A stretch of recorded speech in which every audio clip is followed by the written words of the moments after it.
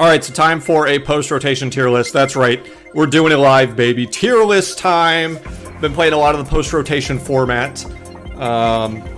You know, testing here and there, seeing all these different decks. And we're going to talk about it. We're going to put them on a tier list. This template comes to us from Mr. Celio's network. Go follow him on Twitter. I will leave a link to his video in the episode description. Go check him out. Also, we're doing it live. Say hi, Twitch chat. It should work this time. Anyway, we're going to go ahead and get started here. So I've not played all of these. I don't have an opinion on all of these, which is why we have the no opinion tier here. We also have your standard tier 1, 1.52, 2.53, and probably not good. If your deck ends up in the probably not good tier, don't take it personally. Sometimes these things just happen, okay? So let's get started. Gardevoir EX. Gardevoir is kind of nuts. Stage 2 Pokemon that like actually is worth getting into play. Can accelerate an infinite amount of psychic energy at the expense of damaging your own board. If it gets set up, it's practically unstoppable. But like that's the problem. You have to get set up, right? Generally, in my own testing and witnessing some friends play the deck, it's pretty good. It's very good. It's not going to be as fast as the other decks, but like the thing is like if you get set up, like especially if you're playing against like multi-prizer decks, which take a look at this, most of these are multi-prize decks. Like if you get set up, you practically just win, right? So, I'm kind of feeling 1.5 or 2. I'm not really sure. Because you do have, like, the Lost Box matchup is kind of sketchy, right? Because you don't have the potential to uptrade as aggressively as you do in other matchups, right? So, and that's kind of like Guardy's big advantage, is being able to just uptrade so aggressively. And, Lost Zone Box just kind of stops that, so I think I am going... We're going to stick with 1.5 for now. I think if I want to change my mind later, we will. But for right now, I think 1.5 is fine. We're going to make an edit here because I need to... I need to change the stream details.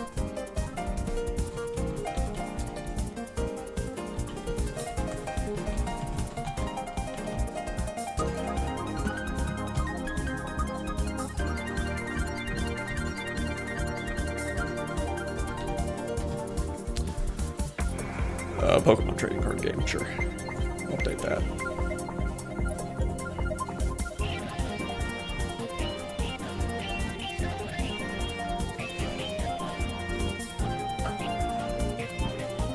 Alright.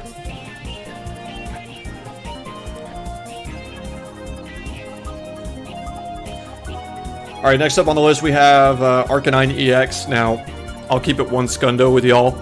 I have not played this deck. I have not really even looked into this deck. But I think this is one of those few exceptions where I can say I don't need to play it to know that it's probably not good. It, for a stage 1, is fairly bulky. I think it's got like 280 HP or something like that, and is basically...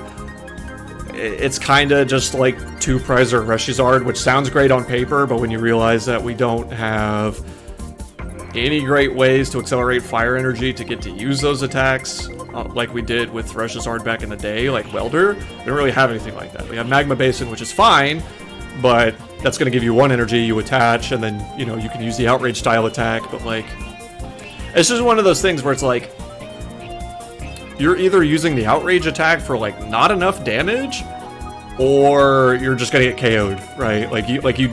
You're bulky, but you don't have the bulk to deal with it, especially with like Giratina in the format. Giratina's got like perfect math on you, and it's like, what are you gonna do? Like, you're gonna sacrifice consistency to run Radguardy, or, you know, you're gonna play V-Guard energy for a Pokemon that takes exclusively fire energy to attack. Like, there's just nothing there for this Pokemon. There's definitely just like no support. Definitely not good and doesn't get better. Yeah, exactly. Chat agrees. So we're moving on. Magnezone, I gotta be honest, I personally think people are sleeping on Magnezone a little bit. I've seen a lot of people like just drop it and probably not good and move on. I don't think I'm gonna do that. I think I'm gonna drop it in tier 3. It's an incredibly efficient attacker. Like 2 for 220 is not bad.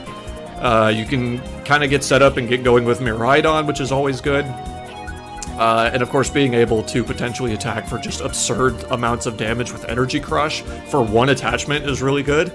Not to mention also being able to just be a Cheryl target, right? So between like very efficient attack costs, Miraidon to help you set up, Electricity Generator to help you get to the second attack if Energy Crush isn't going to be good enough, like after a Cheryl, like I feel like there's a lot of potential here for Magnezone, but it's just kind of outclassed, right? Like the format is still too fast for Stage 2 Pokemon in my opinion. I think Guardy is the exception just because its evolution line provides the engine, and the reward that Guardy provides for getting set up is just like amazing, right? But like, you know, Magnezone, you know, there are other decks that can do the Cheryl thing, right? I mean, like we have Rapid Strike and Teleon VMAX, and you can set it up much easier, much faster.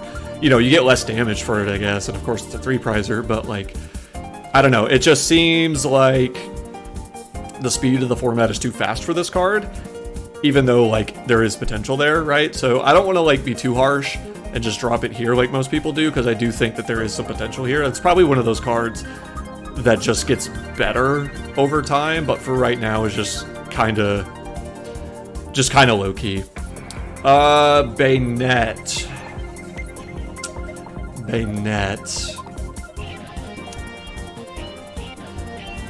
It's weird, right? Item lock is obviously very good. Spoiler warning, a lot of the top decks in the format that I think are the top decks in the format, that a lot of people seem to think the top decks of the format, very much enjoy their item cards as they're very, very useful, but 30 damage is just kind of weak. And yeah, sure, you have the Poltergeist attack, but like, any turn spent using Poltergeist, you're not item locking, right? And that just, like, I think with this format, with the decks that are going to be good and popular, like, you don't ever want to let go of that item lock, but you don't really have anything to compensate for it in the meantime, so, like, I gotta be honest, I kind of want to drop it and not good, but, like, that just feels wrong, considering just, like, how good item lock could be. I think I'm going to put it at, like, the dead bottom of Tier 3 by the end of this, so I'm going to drop it here for now.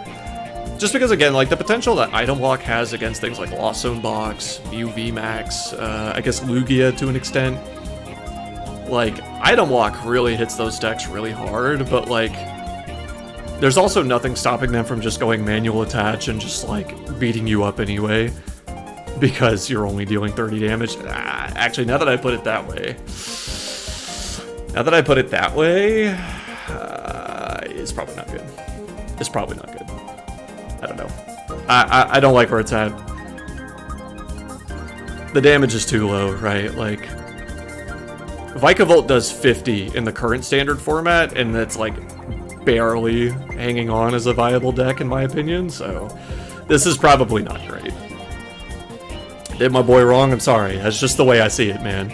It's like, it's great, like, my general rule of thumb when it comes to like any kind of lock, like, it's great if you want to lock your opponent, but if you're not doing anything while establishing that lock, anything meaningful, then like what's the point, right?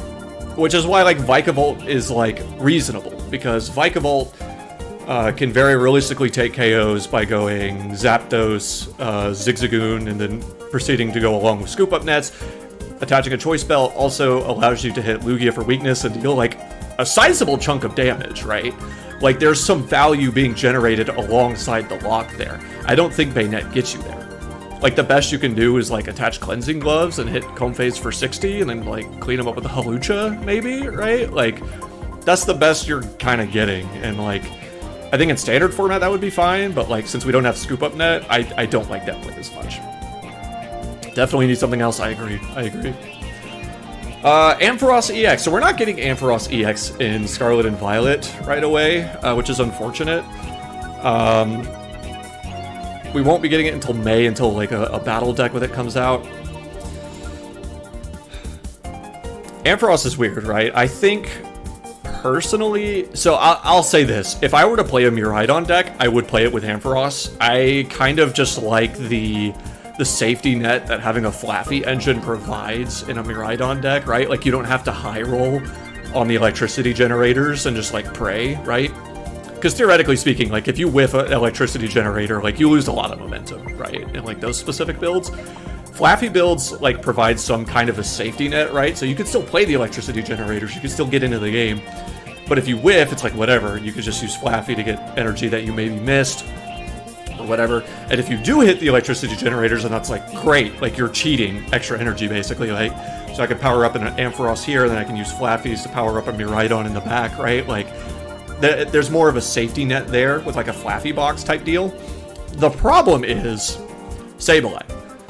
Since you're going to be so reliant on Flaffies in this deck, you leave yourself very vulnerable to Lost Mine, and you don't have, like, a great, like, I mean, I guess you could, like, theoretically put in a Regieleki V and Klefki package, I guess, but, like, you kind of need to think about your bench space, right? You're probably using a Miraidon to get into play, right? You would need the Regieleki, you would need 2 Klefkis because, you know, you're getting, Lost Zone boxes are all playing, like, 4 of Escape Rope now. So that leaves you with, like, 1 bench space, right? I guess, like, maybe, because you're going to have one of these active, right? So I guess that leaves you with 2 bench spaces, which I guess could be, like, 2 Flaffies, which I guess is fine, but, like, eventually you're going to get Boss, they're going to get out of the Klefki lock. 1 Colress, honestly, right? Like, you hit them with a Klefki lock, they Colress, and then next turn they Boss, and then, like, go off, right? Like, you're not going to stop them for very long, and of course they could always just start manually attaching to Greninja too, which makes Klefki just awful. Like, you manually attach 1 energy to Greninja, and suddenly, like, double Klefki feels like the worst thing in the world, right? So your bench is, like, super tight, right? Like, you can't really cover for it, so... Ampharos having just a really blatant weakness to Lost Zone box, in my opinion, as much as I would want to put it higher, I think it goes in tier 3. I want it to be higher because I think, like, again, the safety net it provides with the Flaffies for Miraidon, I think is extremely valuable, and it hits good numbers too, right? Like, it hits really good numbers. You can use the Dynamotors to set up Drapion under Path, so your Mew matchup is debatably, like, kind of okay, but, like, I don't... I think with that argument we could put it at 2.5, but, like, again, like, you lose to, like, every variant of Lost Zone box just because you have to play, like, so many Flaffies, right? Like, your board just gets eaten alive by Lost Mine. So this is, like, debatable, like, 2.5, 3, like, top of 3 type deal. We might come back to this, but I kind of feel that. Say 2.5, 2 at best. Yeah, exactly. Klefki just bad. Dude, Klefki sucks. People are going to realize that Klefki, like, actually is terrible. It's not good. We have Arceus Duraludon. Don't. It's trash. Okay. I'm also being, like, an Arceus Duraludon hater, but, like, hear me out. Why would you play this in post-rotation format? Spoiler warning, Giratina, V-Star, and Mew VMAX are, like, the best decks in format. And Duraludon has historically had bad matchups to both of those decks, just throughout the entirety of its existence. Mew's on the Path Judge thing now. It does it better than ever. Fusion Mew is probably the best it's ever been since Fusion Strike. Again, Giratina is the BDIF. There is no way to stop Star Requiem. Big Parasol is gone, unless you're telling me you're going to play an Espeon, which just gets boss KO'd by Drapion anyway, so, like... And you make it easier for them because you have single strike Pokemon. I don't think Duraludon is good. You have exactly 1 good matchup, and that's a Lugia. You have exactly 1 good matchup. You don't do anything against the rest of the format. You literally don't do anything. Can't live in a Mew or Giratina world. Exactly. I mean, that's exactly my point. I don't, like, I get it. Like, you'll cheese wins, right? Just because it's this big, beefy 3-prizer. But, like, that's another thing. We lose Hyper Potion to rotation. And I think Hyper Potion is, like, the big reason why this deck even had a chance in the first place, if you ask me personally. Like... You know, if you're the kind of deck that, like, oh, okay, like, I'll just 2-shot the Duraludon, no problem, right? Like, you're Guardy, or you're, well, I mean, I guess, you know, obviously Guardy wasn't around pre-rotation, but just go with it. You know, if you had something like Guardy, or you had something like Lost Zone Box, and they go, okay, whatever, I'll just 2-shot it, it's fine. And then they hit you with a Hyper Potion, and then, like, suddenly you're a turn behind, and then it's just like, oh, okay, I guess I lose. You don't have Hyper Potion anymore. So, like, all the decks that play Basic Energy, which is most of the decks on this list, they get to two-shot you, right? So, like, if you've got these beefy 2-prize EX Pokemon that are just as beefy as you are, you have these V-Stars that are still really great, you don't, like, I don't know, it just doesn't seem good for Arceus or Duraludon. Thank God, I hate this stupid deck. But, like, I don't understand why you would ever play this in this format. And it's been doing well in Japan for some reason. Like, it does have some okay finishes in Japan, specifically in City Leagues, kind of like our League Cup, League Challenge equivalents, but, like, just don't play this deck. It's bad. It's trash. Arceus Goodra... I like it more than Duraludon because its damage reduction is a lot more useful than Skyscraper. But this is still a Giratina format. I guess I'm being a little harsh on this one because, like I said, like the damage reduction provides so much more value than Skyscraper, in my opinion. Kind of depends, right? Like, you do really good in the Lost Zone box, which is very good. Like, and that is something I have to say about like the Arceus variants. Gearmaster, thanks for the follow. Oh, hey, John, what's up? Thanks for the follow, dude. I will say about the Arceus variants is that nearly every Arceus variant has a positive matchup in the Lost Zone box, which is extremely good considering that's probably the best deck post-rotation. Feels outclassed compared to its Lost Zone counterpart. Exactly, because this is a much slower deck, and like the last thing you want to do when you're kind of like a I don't know, like a deck like this, like you don't want to be slow against Lost Zone, especially Giratina. Because at least, like, Lost Zone, and I guess since we're talking about it, Lost Zone Goodra's on here, right? Yeah, Lost Zone Goodra. At least with Lost Zone Goodra, like, at least you're, like, kind of keeping momentum, right? Like, you can power up attackers quickly, you get into the game faster than Arceus Goodra, and you have more freedom to, like, hit the numbers you kind of want to hit, right? So, like, you could theoretically, like, go boss KO on a V if you have a choice belt, and they, like, get ahead in the game, which is really good, and that's just, like, you don't have that kind of speed with the Arceus deck because you gotta get the Arceus, you gotta attach an energy to it, then you gotta Starbirth, you gotta attach another energy to it, and you gotta accelerate to the Goodra, and by that time, they've already got, like, a V-Star in play. They've already got, like, 7 in the Lost Zone. So, that, and yeah, you got Path Mew, which is kind of a problem. Arceus Giratina hits good enough numbers. Yeah, this is probably just not good. I think it's better. It's definitely better than all of these decks, for sure. And I will give Arceus Duraludon the bone. Hello? There we go. I'll give Arceus Duraludon that bone, that it's like better than these two decks at least. But yeah, I'm going to say that Arceus Goodra, I think it's great. It's probably not good, though. Espeon makes a lot more sense in Arceus Goodra, because you're not playing any single-strike Pokemon, so, like, at least Lost Zone decks have to commit a lot of resources to, you know, to try to deal with the Espeon, I guess, so. Hyper Potion was made, is what made Arceus work anyway. True. Same thing there. Hyper Potion works the same way for both of those decks. So yeah, it's probably just not good. And since we're talking about it, Lost Zone Goodra, it feels a little like I think it's a solid tier 2.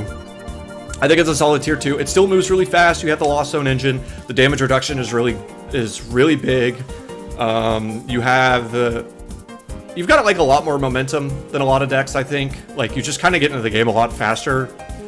I mean, that's just like on merit of being like a Lost Zone deck. Like, Lost Zone decks just generally are just going to be so much faster than the rest of the format. So just by that merit alone, it's very good. And of course you have the Moisture Star to just heal off damage and deny prizes, which is very good. You don't like Path Judge, so Mew is still kind of a rough matchup. Probably even worse, honestly, nowadays. The Caesar top 16 difference, you're absolutely correct. So true, bestie. But yeah, I don't know. It feels strong. It's one of those things where it's like, it's kind of the same as it is in Crown Zenith format, where it's like, it feels like it's really good, but it has just enough going against it where I'm kind of like doubtful of it. And for that format, that's just Giratina, honestly. Like, Giratina gets into the game just as fast as you do and deals way more damage, and kind of doesn't really care about your damage reduction in a lot of scenarios, so it's just kind of like whatever. Did have the best coach. True.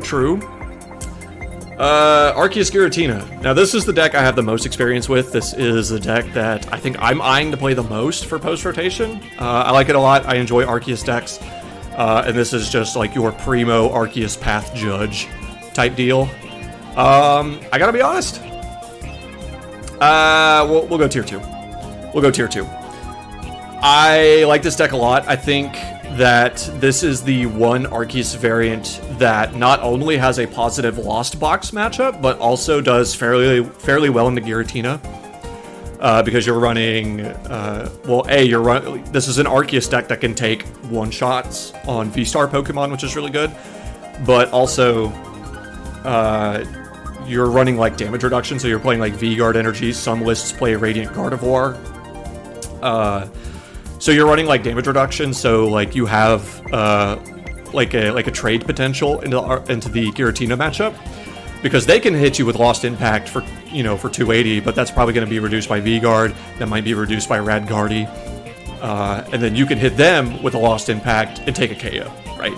Extremely valuable. And of course, your Path Judge is with damage reduction and Path Judge against Giratina Lost Zone. It's like actually really strong. It's really solid if you can get all those pieces together. So that's really good. Like I said, it's very good against Lost Zone Box just because Arceus itself is very bulky. You have Sharon's Care to deny prizes, which is just the nail in the coffin. You could run Flying Pikachu, which is really good in the Lost Box matchup, really good in the Lugia matchup, more so actually. I think it's like a really strong deck. The problem is that like getting set up sometimes is a little awkward, because like it's like your classic Arceus toolbox type deal. You have the Giratina, which is a retreat cost of 2. Starting with Bidoof kind of feels bad. If you play Radguardi, it's a retreat cost of 2. So not only do you need to get your Arceus in turn 1 energy, you also need to go like turn 2 V-Star Double Turbo and get a switch card, and ideally you would want to Path Judge there too, right? So any game you're not starting with the Arceus V, like, feels just really bad. It feels really bad. And the classic Arceus thing, if you go second, that also feels really bad.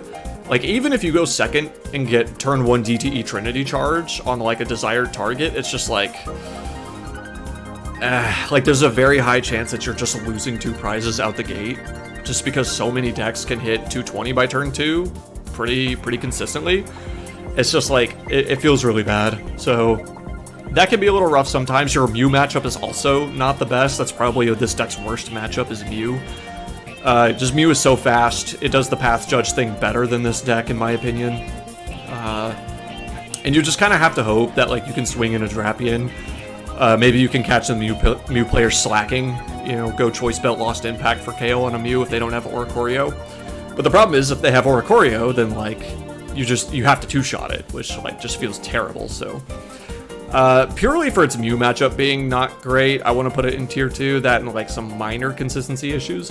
I might upgrade it to 1.5 because I think your matchup and everything else is just extremely good, in my opinion. Like, you can Path Judge Guardy fairly effectively.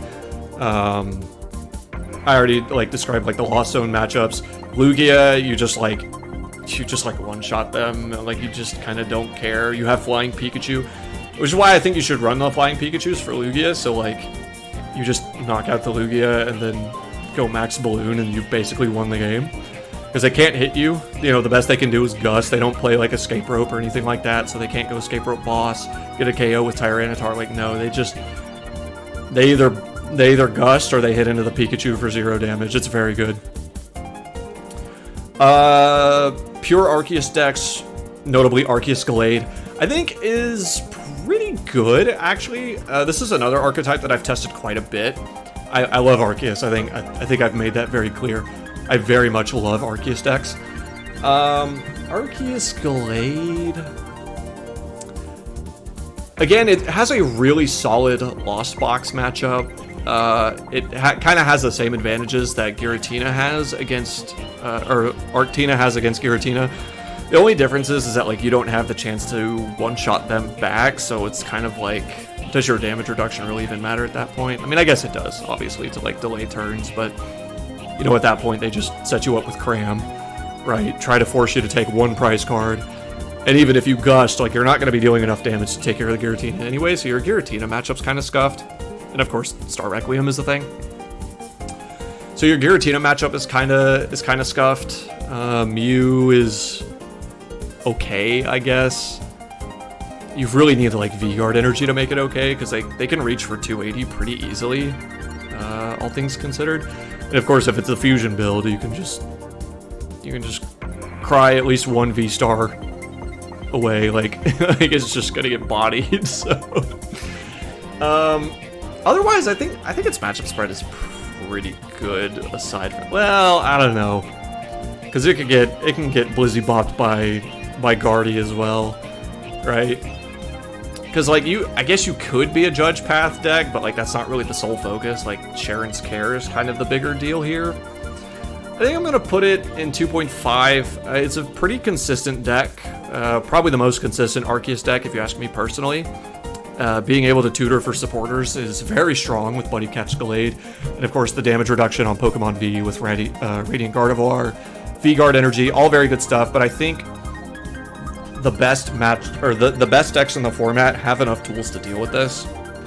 Like Giratina gets one shots, Lost Zone Box. I guess if they're playing like Zapdos, it's like kind of feels bad, but like you could also just play Dunsparce Manaphy, so it's like whatever.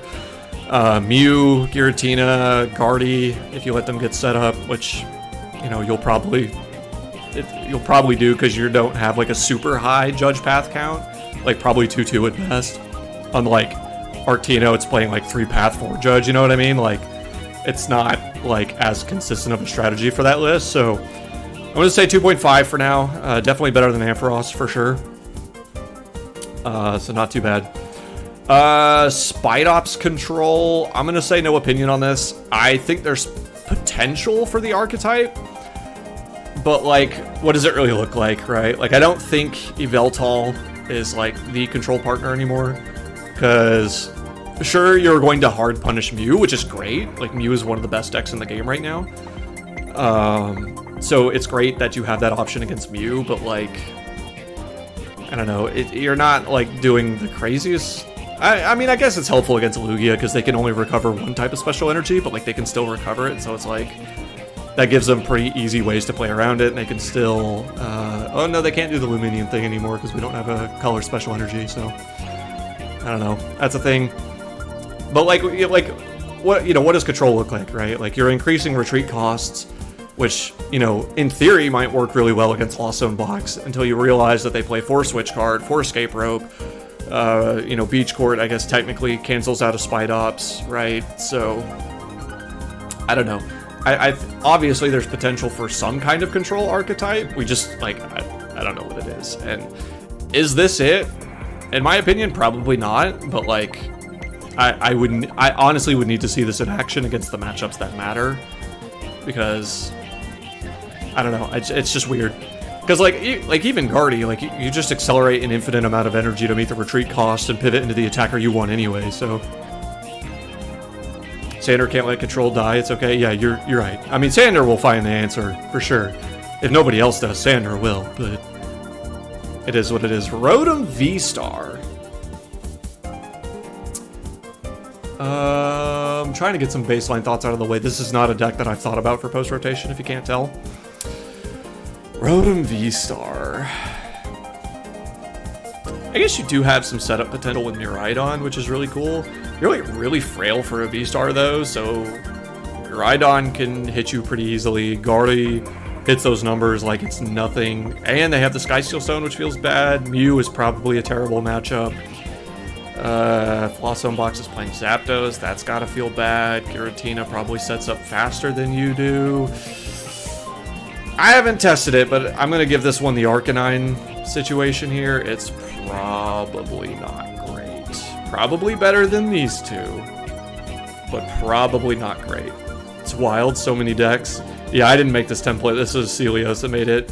Like, he was being very liberal with all this, and I get it. Like, I could just narrow it down to like the meta decks, like Lost Zone Box and Giratina and stuff like that. Like I could just narrow it down and ignore the rest of them, but like where's the fun in that? Like let's have some fun with this. But yeah, Rotom V-Star probably not good. It'll end up just being half a dozen in reality. Yeah, exactly, right? Like half of these maybe. Lunatone Solrock. It's probably not good.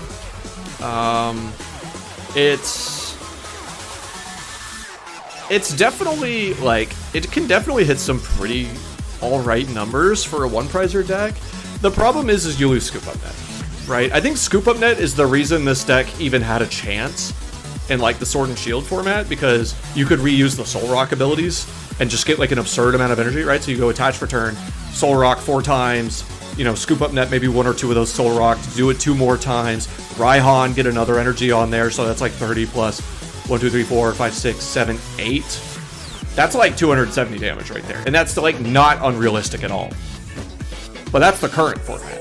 You don't really get that in this format, right? So you can go Sun Energy 4 times, attach for turn, Raihan, like that's the best you get. That's the best you get, right? So that's like 36, that's like 200, that's like 210 damage. Put a Choice Belt on, you get 240, so you can KO. Literally best case scenario, you KO evolving V Pokemon and basic EX Pokemon on your best case scenario. In my opinion, that's not very good.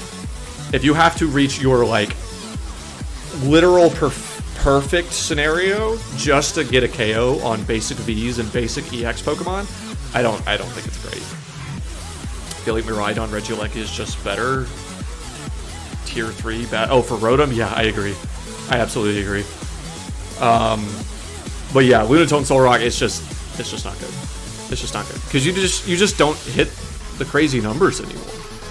Right? Like, and like, yeah, I guess if you're hitting like 210, 240 each turn, like that's eventually gonna wear people down, but like, you gotta realize the best decks in the game are Lost Zone Box, which are just going to run rampant on your board with Lost Mine. You're not up trading into them because that's a one-prize deck. Giratina can play like a one-prize deck and take advantage of Lunatone Solrock in the same way. Mew is still playing Lost City and can, you know, if you're only playing 240, they can very easily just Psychic Leap because you'll never get a KO. Of course, Arceus decks are still very tanky. Gardevoir kind of has the same thing where it's just like they're attacking with one-prizers and doing it maybe not faster, but like they're doing it better, right? So like, I don't know. I just don't think this deck has a place. Single Strike Urshifu just on its own. Okay, I'm gonna make an addendum here. I'm not going to count this as Single Strike Urshifu on its own. So here's how I'm going to do this. We have Lugia. Where's Lugia? We have Lugia V-Star right here. This is going to be Lugia Tyranitar. This is going to be Lugia Single Strike Urshifu. Because if I just base this off a Single Strike Urshifu, it goes in this tier every time. It's just like just straight up Single Strike Urshifu. Like, what are you going to do? Like, you're a 3-prizer hitting all this damage, discarding all that energy into one-prizers,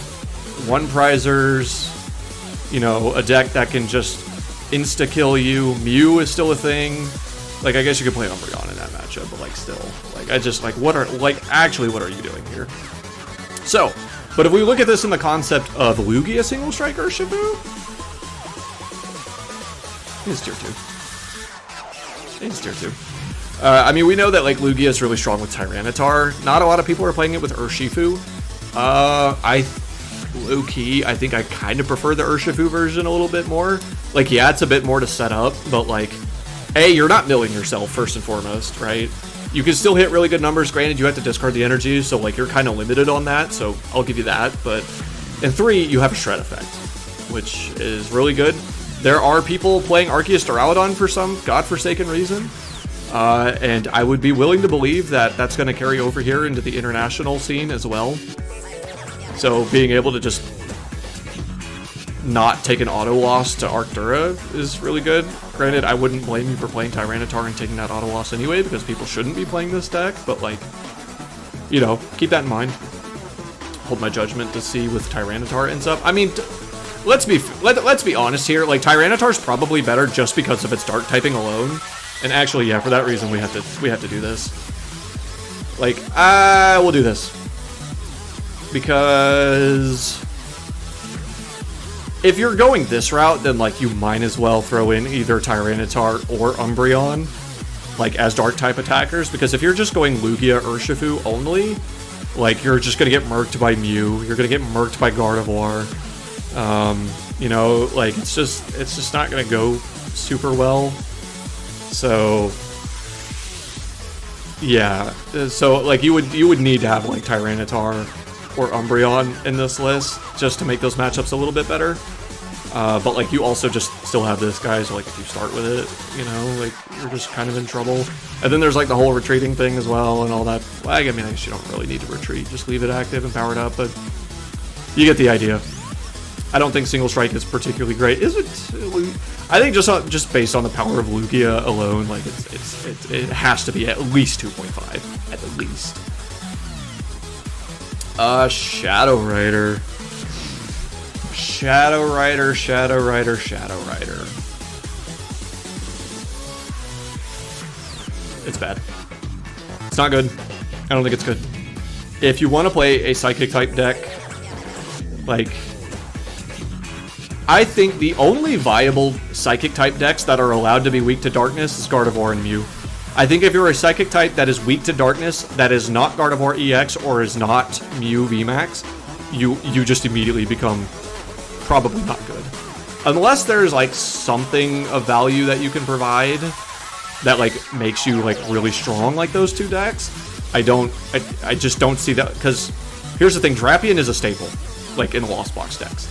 Lost Box is playing it, Giratina's playing it, and you as a deck hate Path. Well, I mean, it doesn't matter because you don't play Rapid, Single, or Fusion Strike Pokemon, but point is, Drapion is a staple. They can bench it, power it up all in one go, and just like take 3 prizes out of nowhere. Some of those lists are playing Sky Seal Stone, so they can take 4 prizes. You know, Mew is playing Path Judge, and they just get into the game and deal more damage a lot faster than you do. And speaking of Path Judge, there's a lot of Path Judge. Arceus decks are just doing that. You don't get into the game fast enough with Shadow Rider to deal any meaningful damage, right? So the Arceus decks are just going to Sharon. They're just going to pick themselves up, deny prizes, and attack you with the next V-Star. Giratina is just going to hit you with the one-shot button. You know what I'm saying? Like, there's just like... There is no stability for this deck in this format. It's not very good. Dumpster Fire deck? Exactly. This deck is not good. Not good at all. Sylveon VMAX. Alright, this might be a little bit biased. I'm going to put Sylveon VMAX in tier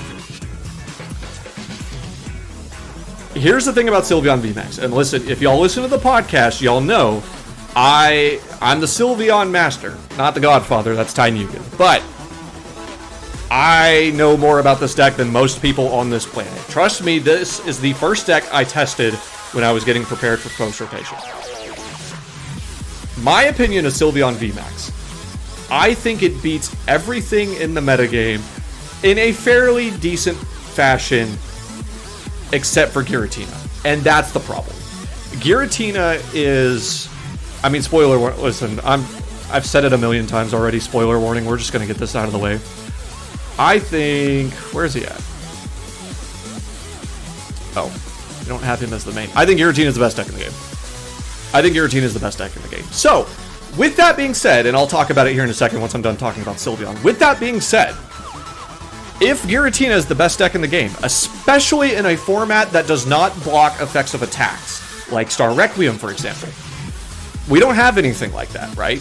So Star Requiem is going to land every single time. So in a format where Giratina is the best deck in the game, and Star Requiem cannot be blocked, you cannot play 3-prizers. You can't. You have to provide an immense amount of value or be just so like absurdly strong to be a 3-prizer in a format where Giratina is the best deck in format.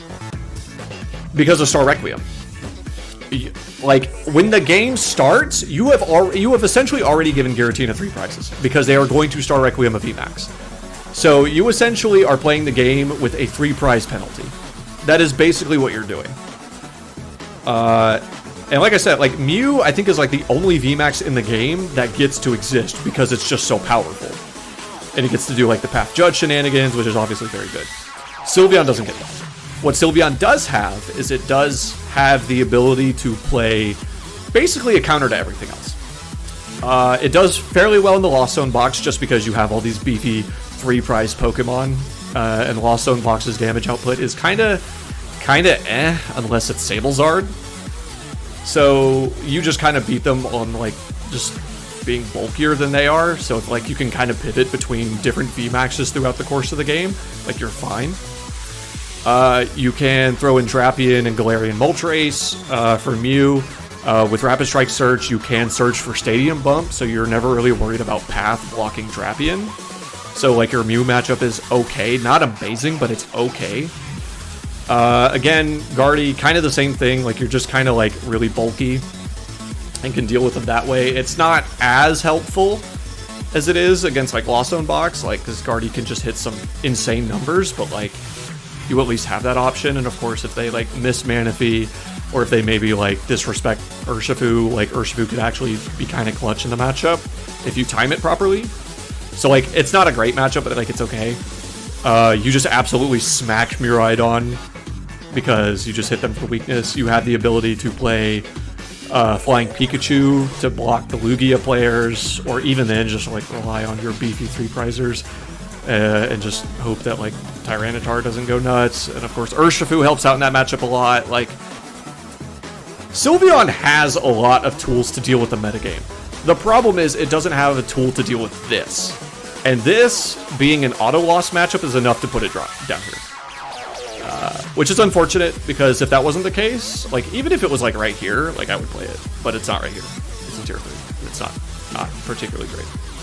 Has a lot of, like, it basically beats everything else in the metagame if you build it and play it right. But it doesn't beat this, and that's a big deal. Man, Homer pick? Bro, that's my favorite deck right there. I love that deck. Zoroark box. I've not really thought a lot about this. I kind of don't like Zoroark box now that Twin Energy is gone. Like, you have to rely on, like, a double turbo Magma Basin build with Radiant Charizard, or a double turbo Raihan build, which is just, like, really weird, because then that's, like, limiting your supporters, or you're having to try to get ahead of yourself on, like, turn attachments, which, like, with a 1-prize deck like this just never happens.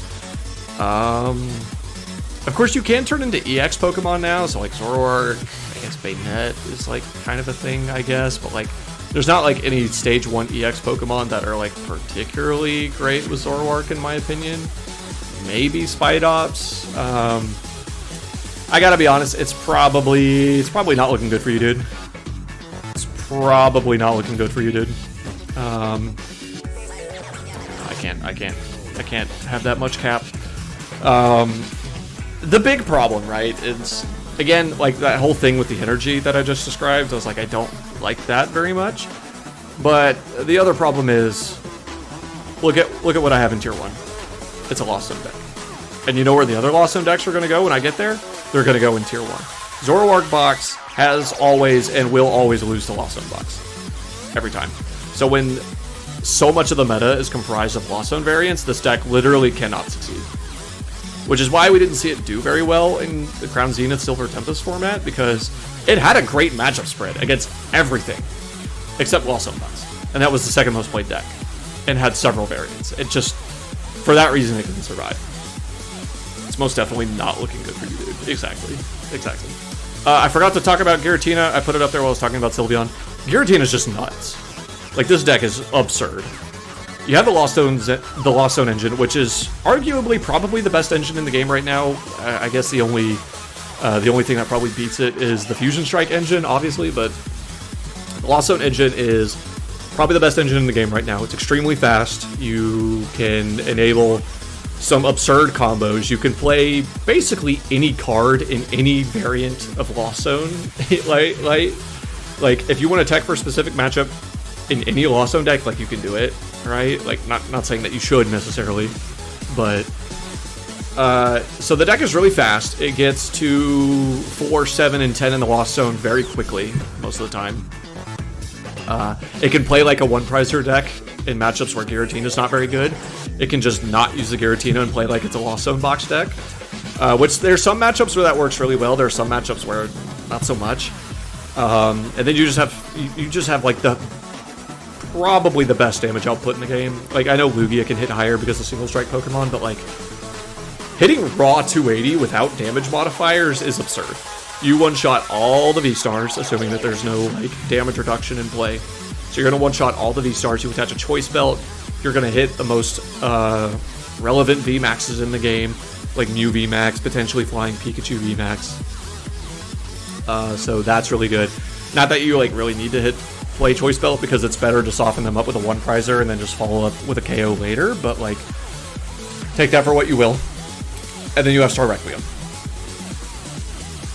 In V-Star matchups and V-Max matchups, it doesn't matter.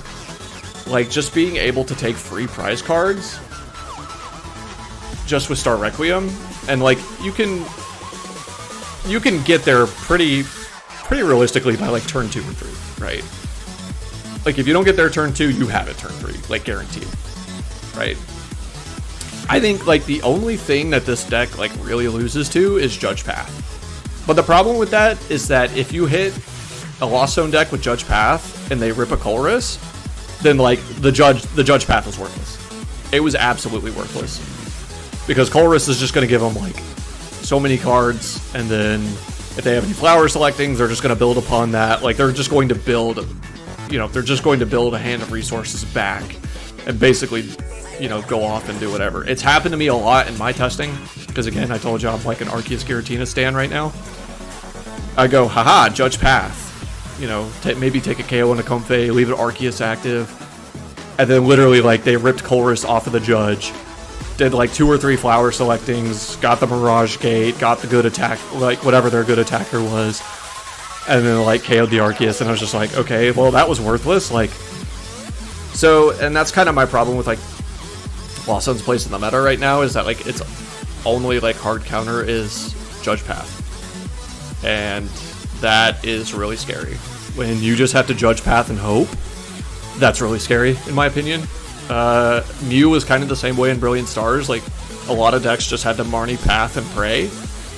Now we're doing Judge Path and pray, and Judge is a way worse supporter, as it gives your opponent a chance to draw back into the cards that they had in their hand, and is also a garbage supporter for you. So yeah, Giratina is just really strong. It has so much going for it, and not enough standing in its way, in my opinion. So definitely the best deck in format, in my opinion. Speaking of the other best deck in format, Mew VMAX. Tier 1.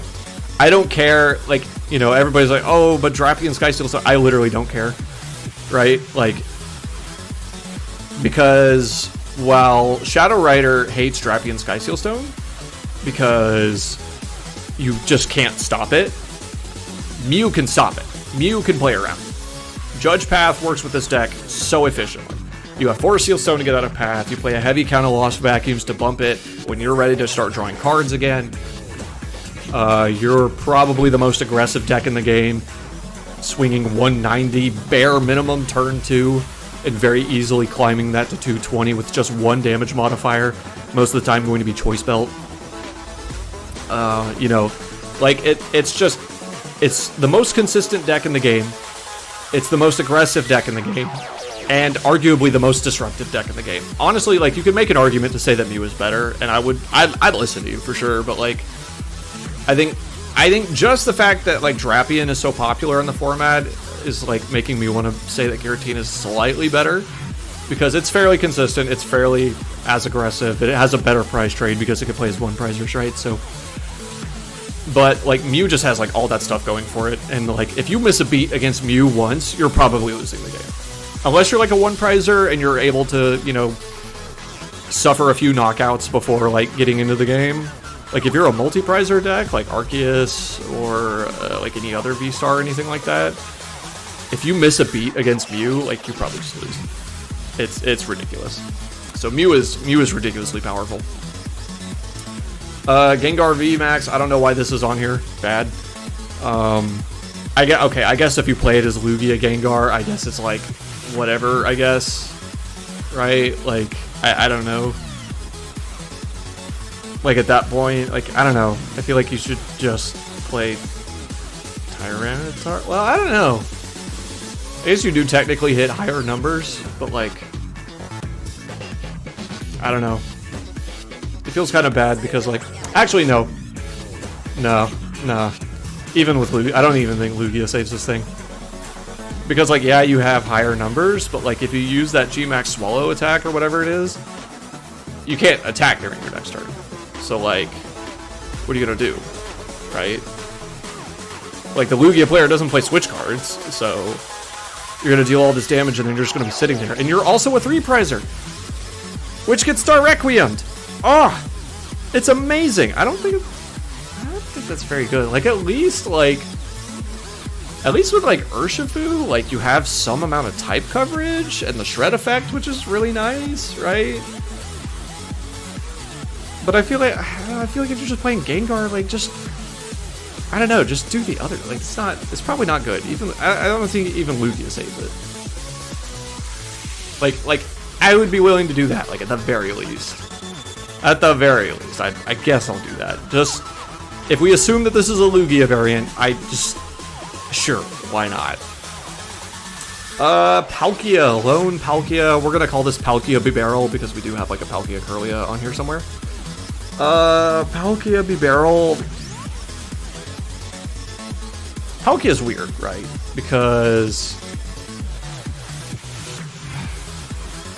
I really don't know much about it, if I'm being honest, for this format. Like, obviously, like, lightning types are going to be really strong, right? Like, we know Miraidon is really popular and a fairly decent deck in its own right. So, by that merit alone, I kind of, like, I almost kind of just want to put it probably not good on that merit alone. But, like, it is Palkia.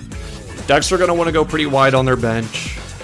How does it do against Lost Zone Box? Probably not good, because we got Raikou Sky Seal Stone, and that just kind of feels bad. You don't have, like, Inteleons to try to skew prize trade either.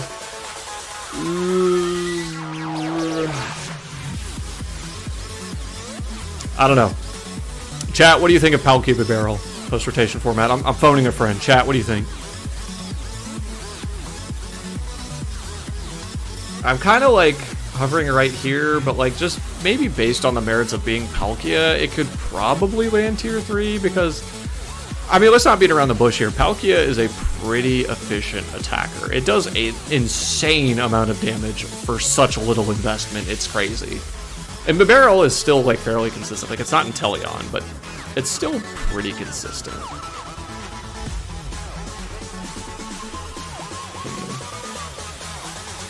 I think I'm gonna go no opinions for now. Just I'm gonna think it over. I'm gonna let chat voice their opinions. I think for right now I have no opinion. I don't know. I'm kind of split on it. Darkrai V-Star. I don't think it's good. I know there's a lot of people testing it. There's a lot of hype behind it. I don't think it's very good personally. And the big thing, like, I guess I'll give it a nod over these decks, I guess. Yeah, we'll do that.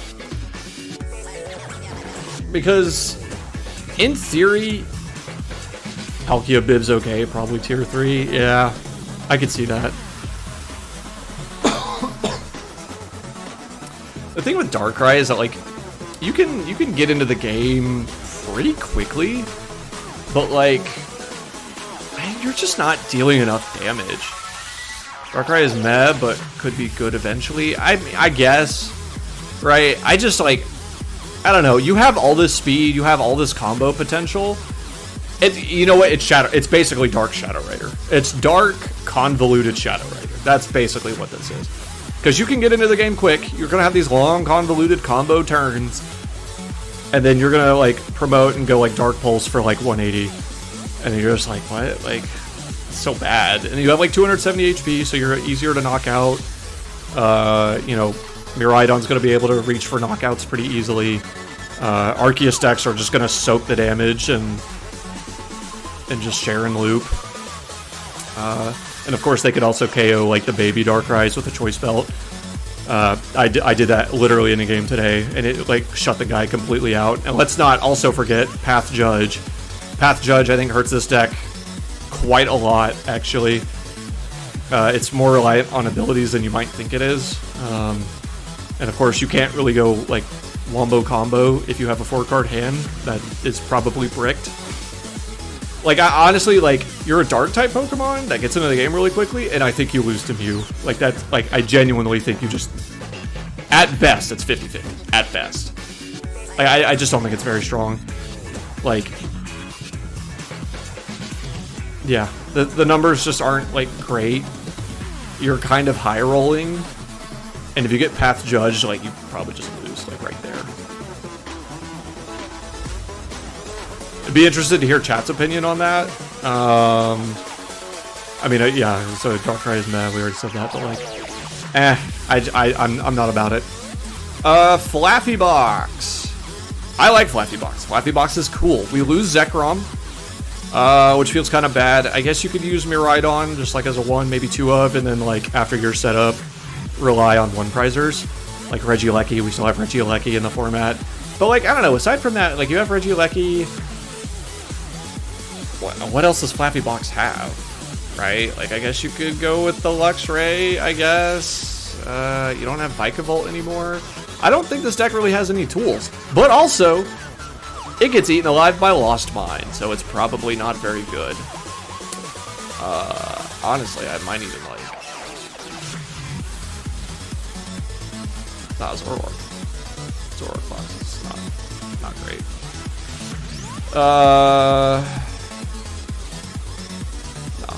That's Mad Cope. Yeah, Darkrai doesn't have enough power. Exactly, agreed. Glad we could agree on that.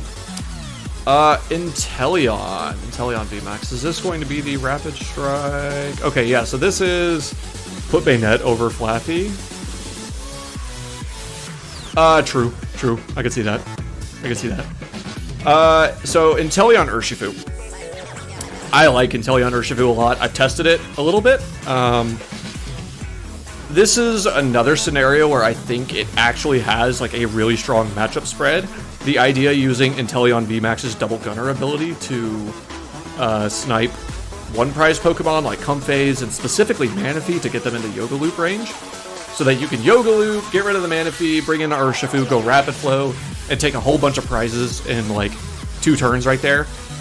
I think it's a very strong deck. However, we have Mew VMAX, we have Gardevoir, and debatably Giratina kind of causes some problems. Giratina not so much. I think this is one of those scenarios where you can make the argument for Urshifu and Inteleon being like a 3-prizer that's like provides enough value to that's worth like running the risk against Star Requiem. Because you can pop the Manaphy, get it out of play with Double Gunner Yoga Loop, and then you could Rapid Flow Comphase, right? So, you know, if you get that combo, say they only have 2 Comphase in play, which is not unreasonable, and you can hit them with a Judge on that second turn, so you go like Judge, Rapid Flow both the Comphase. So you would take out the Manaphy with the Yoga Loop, that's 1 prize card. You would take 2 prize cards off the Comphase and hit them with the Judge and leave them with no Comphase. If you do that early enough in the game, then like obviously that's very good. Obviously not every game is going to go that way, but you know, just in theory, like that's how the matchup would go. Even against Gardevoir, it's like not terrible, depending on how many Ralts they can get into play. If they can't get more than 2 Ralts into play, and you can get the Yoga Loop Rapid Flow combo off, like that matchup is actually doable, which is fine. Mew is the only sour spot. Mew kind of doesn't care about Double Gunner because it's playing nothing but V Pokemon, all of which are bulky enough to cause Urshi and Inteleon some problems. And of course, you know, Urshi's Psychic weakness is obviously a problem in and of itself as well. So you kind of have to play like this really weird like Inteleon Drapion game, and it's just like the damage output isn't there. Mew can climb to 1-hit KO the Inteleon, and then of course there's Path Judge, so getting to set up the Drapion is kind of rough sometimes. You do have Rapid Strike Surge for stadium bumps. You don't really care about Path, but like Judge does hurt this deck quite a bit. I've got Eric in chat saying tier 2. I think I'm going to say tier 2.5. I definitely think it's a really strong deck. But like that Mew matchup is problematic. And I don't think you're as favorable into Arceus decks as you might think you are. Some of them, for sure. I think like into Arctina, you're probably favorable into Arctina for sure. Just because that is a variant that typically doesn't play Dunsparce. Typically, anyway. Not saying that they... And if they do play Dunsparce, then like that becomes a bad matchup for you. Basically, any Arceus deck that plays Dunsparce, like, kind of feels bad. Right? So that's like a matchup where, like, in theory, you wouldn't have to, like, do the Yoga Loop combo, but then they play Dunsparce Manaphy, and then you have to do it against a deck where you really shouldn't. And then, like, yeah, I don't know, it's weird. Fine to see my way out. Dang, bro. It's just an opinion. Chill out there, bro. I don't know. Maybe it's not that bad. Because, like... you know what? Actually...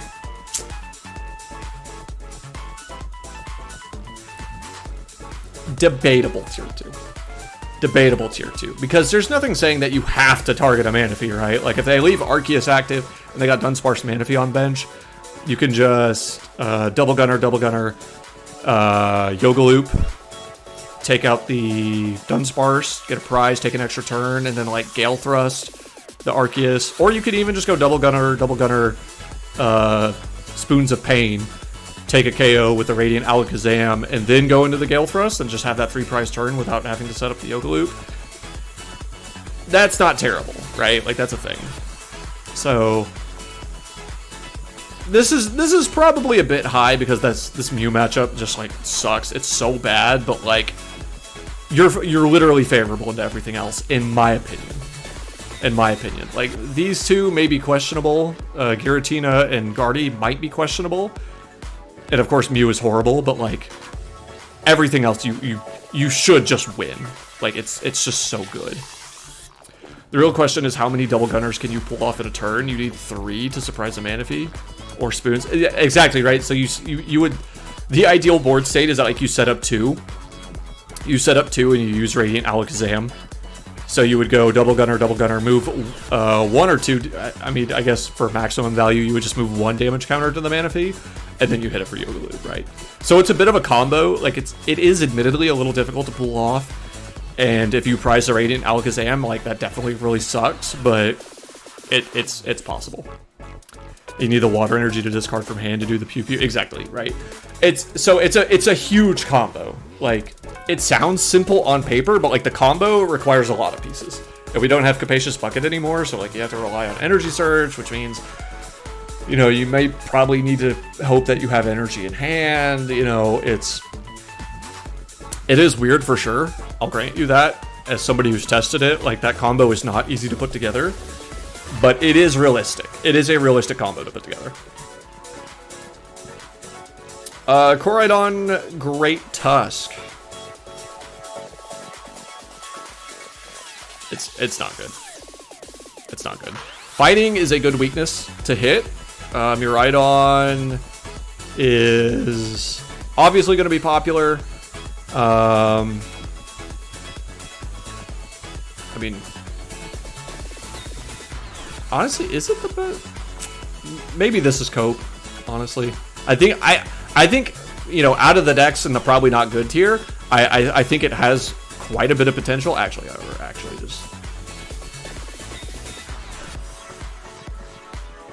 actually just doing this. There we go. Anyway, all right. I think it actually does have quite a bit of potential out of all the decks in the probably not good tier. The problem...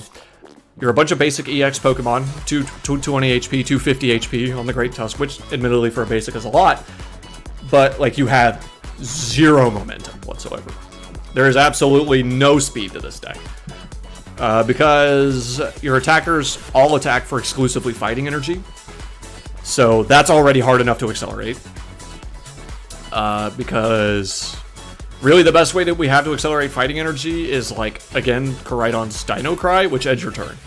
So if you're not going first, you're already behind, because having to Dino Cry and then your opponent gets to evolve into their V-Stars or their V-Maxes and then go take a big KO, right? Like, 250 is not difficult for these top 3 decks to hit by, like, turn 2. So, like, even if you have Great Tusk active, it's not that hard to hit.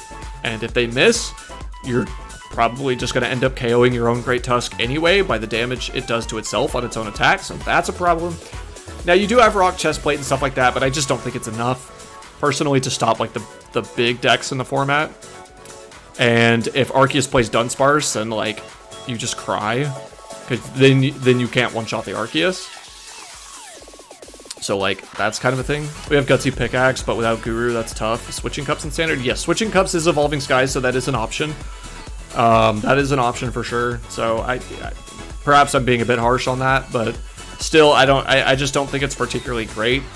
Because in that scenario, now you need a pivot, right? Because you can only Gutsy Pickaxe to a bench Pokemon, and, like, you have, like Koraidon's Retreat cost is 2. Pretty sure Great Tusk is, like, 3 or 4, right? So, and you know, sure, you could play, like, some supporting one-price Pokemon. I mean, I don't really... Klefki, I guess? I don't know. Something with, like, a lower retreat cost. That way you have some kind of a pivot, I guess. But, like, I don't know. It's just kind of... It's just kind of weird. And it's just because, like, Dino Cry ends your turn, right? Which is so weird, right? Because, like, we could have very easily said the same thing about Intrepid Sword when Zacian came out. But, like, obviously it was a different format back then. But these are kind of similar cards, right? Koraidon and Zacian. But, like, just the ending your turn, just with the speed of the format, I just don't think is very good. And the fact that both of these Pokemon are weak to Psychic is also really bad. So, you know, if Arceus decks are disrespecting fighting types, then, like, cool, you have an okay matchup there, I guess. And of course, you'll probably body Miraidon decks. Maybe? It kind of depends if, like, they whiff or not, because if they don't, they'll probably just KO you first. I don't know. I think the deck is just too slow. I think the deck is too slow. Definitely potential for sure. I'm excited to see... Because there's no way that Koraidon doesn't see play. Like, Dino Cry is a really good ability. I just don't think we have the right partners for it right now. I don't think Great Tusk is the right partner, personally. Palkia Kyurem. That's interesting. This is another... I basically haven't, like, thought about any of the Palkia variants, I'll be honest. Zacian drew some cards too, and you can't even Klefki and Dino Cry at the same time. That is true. That is true. Zacian did draw cards. That is an important distinction.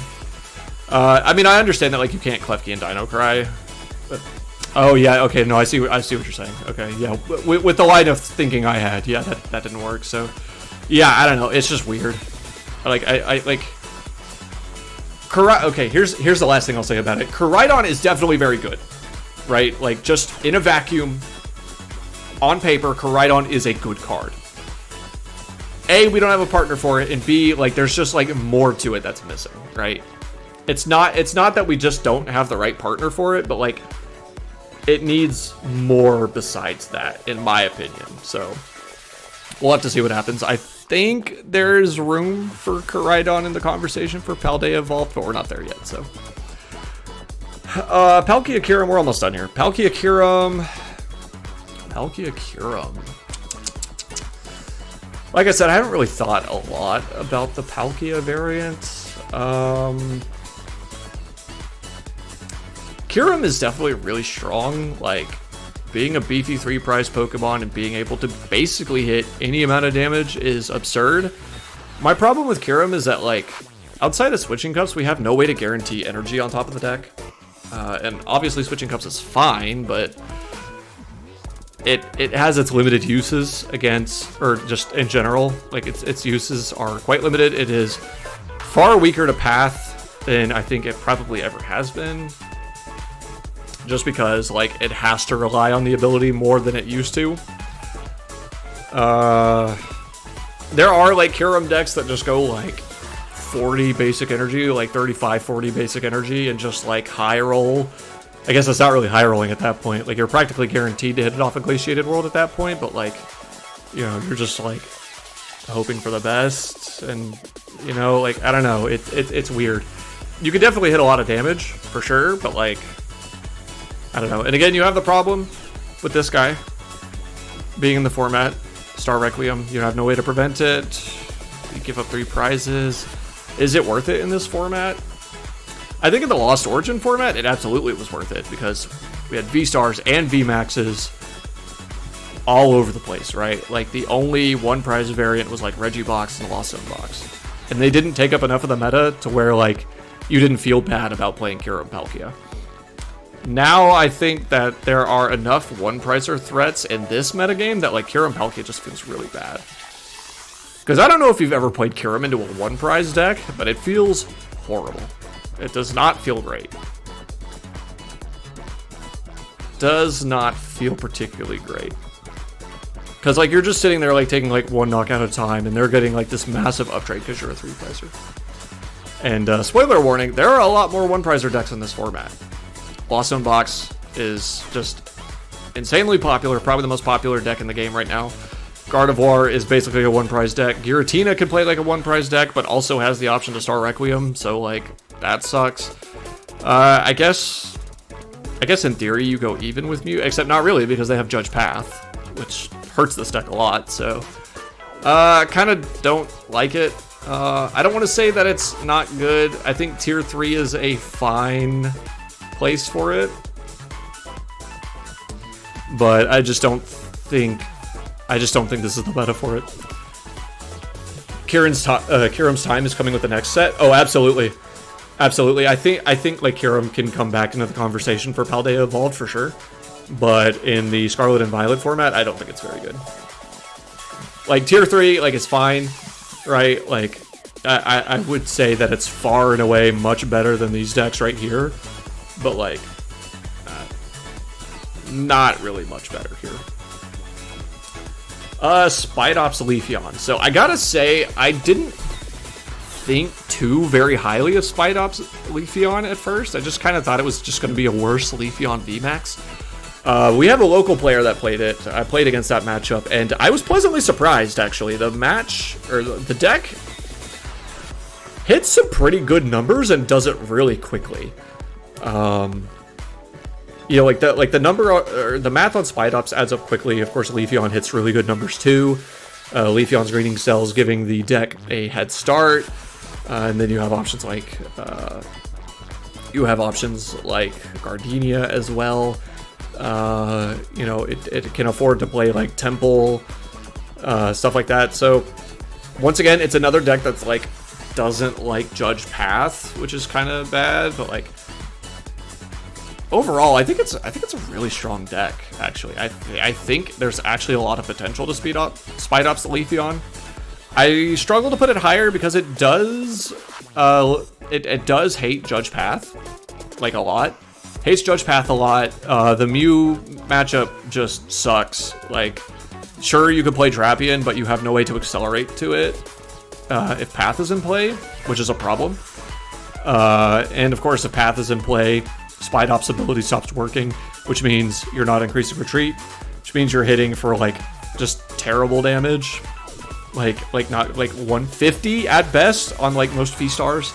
And against Mew, like you hit for like Mew has no retreat cost, so like if they Path Judge you and it sticks, your choices are to either deal 90 damage or 60. Or 0, I mean. You either deal 0 or you deal 90. If they have Oricorio in play, obviously they'll deal, you know, the numbers are even worse. So your Mew matchup is really bad. Obviously, you probably also don't like Sablezard either, which, while not the most popular variant of Lost Zone Box, is still definitely very good. Stuff definitely seeing a lot of play. And just in general, I think you, in general, kind of struggle with, like, probably Arceus a little bit as well, because it's not, you know, you kind of have to reach for the one-shots on Arceus. It is definitely possible, but you have to reach for those one-shots, so I definitely think the deck is very good. It has the tools to succeed, but it does have some pretty bad matchups. So I think for that reason, I'll drop it here at 2.5. Pretty solid, though, honestly, not gonna lie. Oh boy, here we go. Lost Zone Box. I'm going to save us some time here.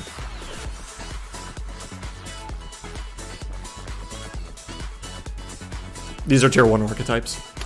A lot of people seem to think that Lost Zone Box is the best deck in the game, and again, that's one of those things where I'd listen to you. I still think I like Giratina and Mew a little bit more than these decks, if I'm being honest. But Lost Zone Box is just absurd in this format. Again, you're running off the Lost Zone engine, which is very strong, and most of these decks are purely one-prizer decks. So they can trade very aggressively, which, you know, as we see, like, that's part of, like, why Lost Zone Box is so strong in, like, the current standard format, is that, like, you just prize trade, like, so aggressively. You have some of the strongest attackers in the game, probably the best energy acceleration the game has ever seen, arguably alongside Archeops. You can run whatever you want in this deck, right? Like, you could, like, I mean, look at this. We have like 3 different variants here. You got like the Sky Sealstone Kyogre build, which is still very good. The Zamazenta build, which can, you know, uptrade very efficiently, and like Sablezard, which is kind of like Turbo, all that type of stuff. Like, all of these are very good. I'm not sure if I really care to like put one better than the other. There's a reason it fell off. True, I mean, it did fall off, but like the thing is that like a lot of the things in this format that like kind of make Lost Box kind of a pain to play, like, are gone, right? Like, you still have like Path Judge, which this deck hates vehemently, but again, like I said earlier, if you draw into a Colress, you're probably going to recover, right? There's no Stoutland, first and foremost, which is kind of a gatekeep card for Lost Zone Box in this current format. There's no Weezing, which is also kind of a gatekeep card for Lost Zone, right? Like, and there's not really like any Flying Pikachu either. Like, Flying Pikachu kind of gets bullied out of the format by by Miraidon Regieleki, as well as just like Giratina, right? So like you don't have like Ice Cube, you don't have like Flying Pikachu, like the stuff that bullies Lost Zone Box into low meta shares. I think just don't exist in this format. Now, to be fair, like, it is a difficult deck to play, so like that's another thing, considering its meta share and it falling off. Like, it's a hard deck for people to play. So like, you know, when you're either playing like Lugia, Mew, Regibox, or Lost Zone Box in the current standard format, you know, you probably gravitate to Lost Zone Box and you realize it's difficult and you're just like, okay, I'll go back to Lugia or whatever, right? So, I don't know. You are correct that it did fall off, and will it do it again here? I don't know. I personally would wager not. Because another thing you have to realize is that, like, it's kind of weird. We saw this in the Lost Origin format, where, like, Giratina was the best deck, and then Lost Zone Box was the best deck, and then, like, they just kept going back and forth on their meta share, right? Like, it was just, like, every couple weeks, like, Giratina saw more play. And then once Giratina saw more play, a couple weeks later, Lost Zone Box saw more play. Because the thing about Lost Zone Box is that it does this one prize thing a lot better than Giratina. Like, you don't really want to play Giratina in that matchup. You can. Shred is fine. But, like, you kind of don't want to play Giratina in this matchup because it takes way too many resources to be KOing one prize Pokemon. So you try to play it like a one prize deck, but Lost Zone Box does it better. Because they have, you know, they've got the Zamazenta, they've got the Charizard, they've got the Kyogre, they've got bulkier V Pokemon, you know. So, like, once you've, like, shown the Giratina player, like, hey, I'm playing this one prizer style, then they go, okay, I have to play this one prizer style. And then you're like, JK, here's a V. And then, you know, the V Pokemon will probably survive, like a Cram Hit or a Sableye spread, you know. And then that gives you the opportunity to potentially take advantage of them, you know, benching a Giratina, which they may or may not want to do at that point, right? So, like, the point is, Lost Zone Box has a lot of cheeky plays. And it's also got, like, the fact that, like, you don't really know what Lost Zone variant you're playing into until, like, the mid-game.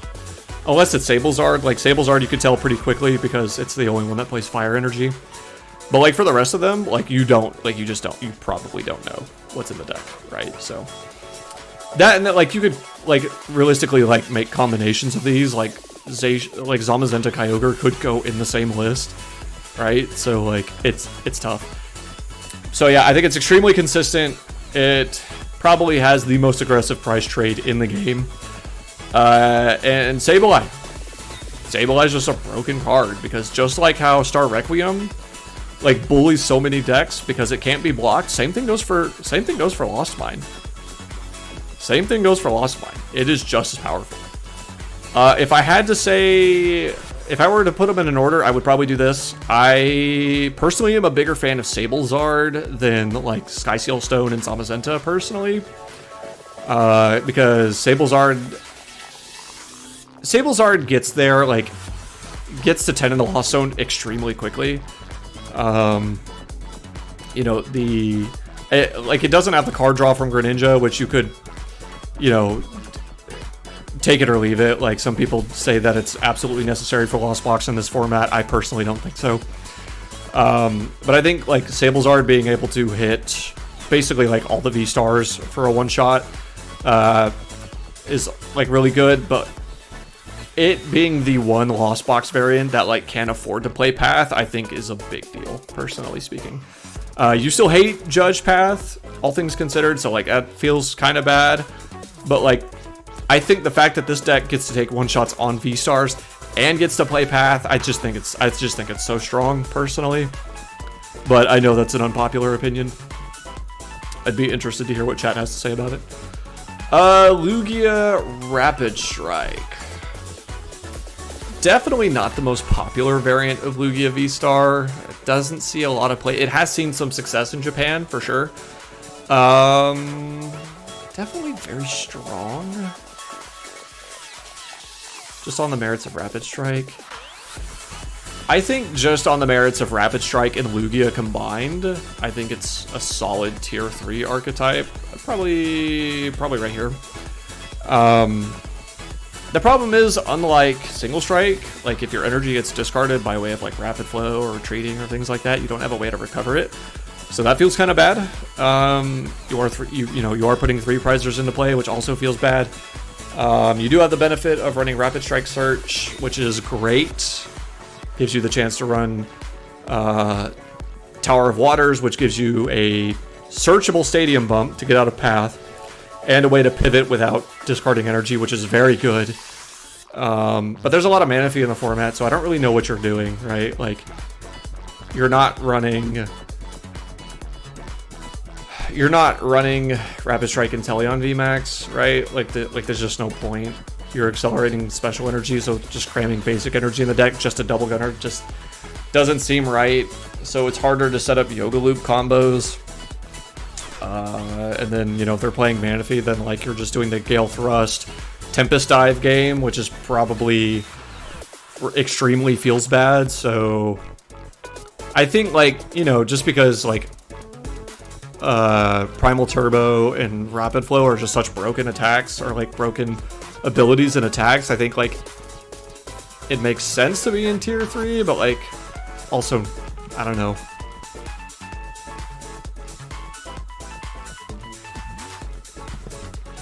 Sorry, I had a little sneeze out there, but yeah, I'm not 100% sure on this one. Probably tier 3. I think it's fine. I guess you do also get the ability to run Empoleon, right? You could play Empoleon to kind of grief the Lost Zone decks, except for Sablezard, because Sablezard can play Path. So you kind of get to grief the Lost Zone decks, which is really cool. They're not really playing an answer for Empoleon, all things considered. You can just go double Empoleon and then just like win. And I will say, from my testing, Lost Zone players, keep this in mind. From my testing, I've copied several Japanese Lost Box deck lists. Y'all just hard to lose to double Empoleon. You don't lose to double Klefki, because Klefki is so passive it doesn't matter, but you do lose to double Empoleon. Kiratina doesn't, because it has Abyss Seeking. But if you're playing Lost Zone Box, if your opponent has double Empoleon, like, you are just going to auto-lose, straight up. Now, do you need to tech for it? No, probably not. But you do just auto-lose, in my opinion. So, yeah, I think on those merits, I think Lugia Rapid Strike is pretty good. Palkia Ice Rider. I'm a fan, honestly. I think Palkia Ice Rider is pretty strong.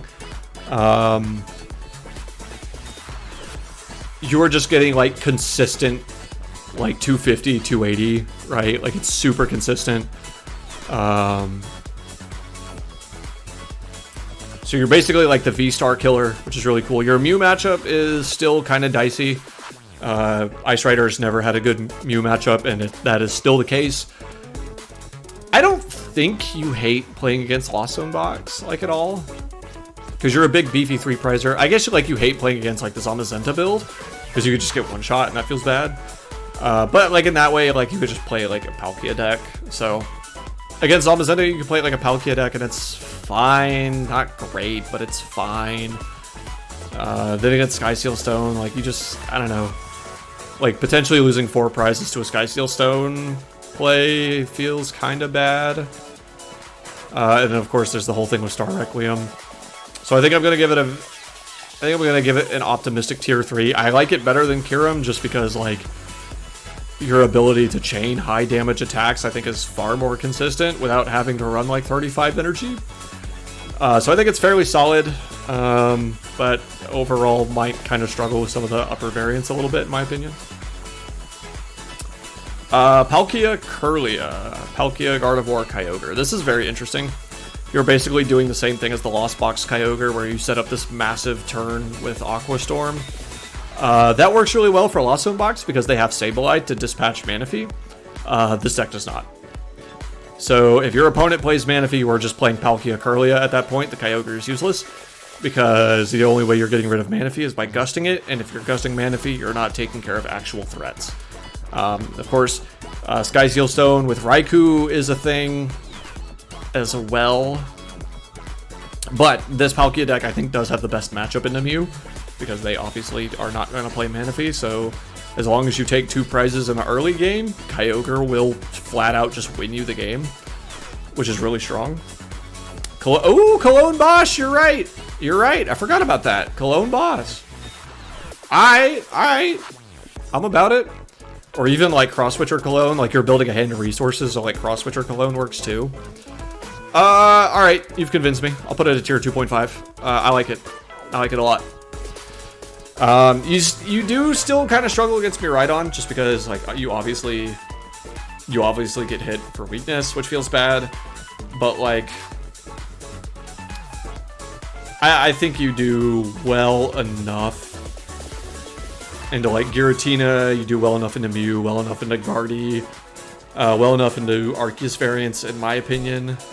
You might struggle with Arceus a little bit, especially Arctina.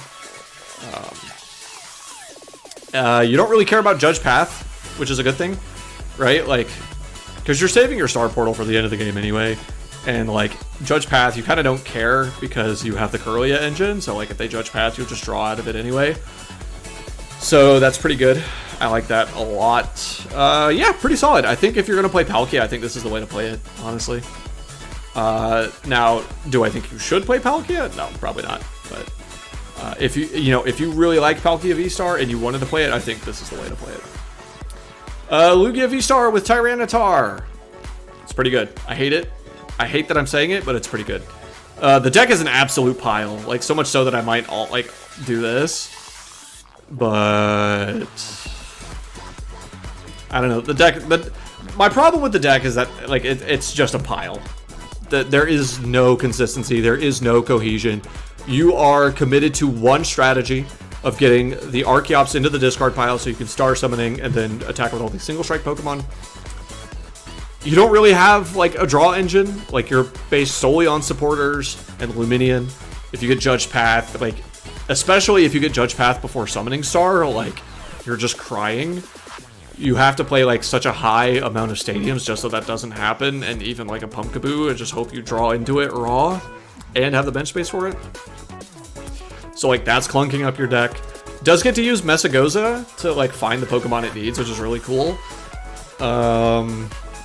And admittedly, it's kind of like Gardevoir. Like, when it gets set up, like you're just taking like one shots left and right, and it's kind of ridiculous, all things considered. So it's definitely really powerful. It's just, dude, it is. Calling it a brick house is an understatement. That thing is like the brick factory. Like, this deck bricks so hard, dude. Which is why, like, I, like, struggle to put it this high. I'm going to leave it at 1.5. Its power level is insanely strong. It can one-shot anything in the format, including VMAX Pokemon. Tyranitar, it hits for Dark-type weakness, which is really strong against Mew. And, again, a brick city. Yes. It is a brick factory producing a brick city. Alright. This... Lugia doesn't have any bricks to build its house, okay? Its house is made out of wood because it uses brick to build the deck, okay? It is a brick. It is an actual brick, a pile of cards. But, if you can get those pile of cards to fall in the right order, it's absurd. Because again, you got one-shots on anything in the format, you hit you for weakness, which is fantastic. And you can mill Lost Zone variants. Like, you don't have to, like, commit to the Cragalanche, obviously, or I guess the Single Strike Crush, I think is the attack name. Right, you just use the Cragalanche against the Lost Zone decks. You take KOs on Comfey, and you mill 2 cards. Really good. And you also have the One Prizer Stonejourner, which on its own basically auto wins you the Miraidon matchup. Like, Miraidon's win con into Lugia is Judge Path Prey. And when that's your win con, you're probably just not ever winning that matchup realistically. So it's a really strong deck. It's got really good matchups, but it's so inconsistent, and I hate that a lot. And like, so much so that I like want to put it down here, but like its power level is so strong that like it does deserve the spot. Oinkalone EX. We got the Big Pig. This deck is nuts. Okay. Y'all gotta know, this deck is bonkers, Billy bonkers. It does have some problems, right? Because you kind of have to rely on like Manaphy Dunsparce in a way, right? Because you gotta protect your engine and your Dunsparce from Greninja, so you have to play Manaphy, you have to play Dunsparce, so that you don't have fighting weakness into things like Galarian Zapdos, or Shifu, or whatever, or Stonejourner. Stonejourner's the big one. You know, so that does kind of leave you susceptible to Lost Mine, which is kind of unfortunate, but it is what it is. If you can suss out that they don't play, Zapdos, then like obviously you don't need the Dunsparce. You can just commit to the Manaphy and then just wait for them to Lost Mine that, and then like you're in a much more favorable position. Like Big Pig like just never gets KO'd, honestly. Right, like against a Lost Zone box, it never gets KO'd. It does get Star Requiem, which feels bad, and also like Lost Impact can potentially be a problem, depending on your setup. You play things like V-Guard Energy, Full Face Guard. Pretty sure the lists play Radiant Gardevoir. Jake, you're in the chat. Let me know if your list does. So you have a lot of damage reduction to stop Lost Impact. So that's really good. We discussed earlier that being able to apply damage reduction to prevent Lost Impact from taking prizes is extremely strong. You're a colorless Pokemon, so you can play Sharon's Care. You attack for 1 energy, so like you can Sharon's Care and you like literally just it literally doesn't matter. Lechonks also leave you a bit vulnerable to Lost City, which is unfortunate. Or not Lost City, but Lost Mine. So in theory, I think the deck like does struggle with like Lost Zone variants a little bit, but like it beats everything else. Or at the very least, can compete against everything else. Quad Path, V-Guard, and Full Face Guard, okay, that's fine. Like that, I mean, when you're playing like a high count of like V-Guard and Full Face Guard, like it's fine. It's not the end of the world. But it is an option that you can employ. Yeah, I think Big Pig is really strong, honestly. I think like the matchups that it really will struggle with are like, again, the Lost Zone variants, because Lost Mine can kind of eat the Lechonks, it can eat Manaphy and Dunsparce if you have to play them. As well as like your Bibarels and Bidoofs if like you don't get them set up quick enough. And of course Giratina has Star Requiem, which just feels really bad. They have Star Requiem and Lost Mine, so that's probably like a really bad matchup. But I'll defer that to Mr. Riggs in the chat. He knows more than I would. If you play the 70 HP Lechonk, Lost Mine isn't as scary. That is true. You definitely, like, if you're not playing the 70 HP Lechonk, you're, like, absolutely throwing. But like that does leave you open to like the Hawlucha plays, which is not like you would prefer them to have to do that, but like it's still like that's still like really bad. I gotta be honest, Big Pig.